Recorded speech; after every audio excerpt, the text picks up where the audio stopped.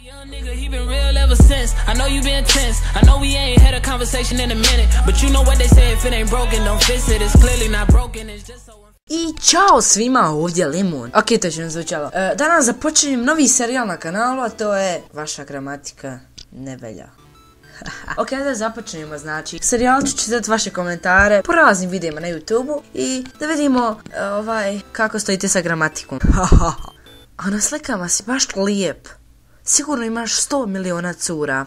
Ovo je dokazao Cale da je 100 put bolji od Caleta. Pozdraviš me u vodeu, please. Svako ko lajka subu me automat ski, debi 10 suba. To si car. I ako mi daš like na komentar, ti si bre mnogo veći car. Morest napraviti jedan part na deurst.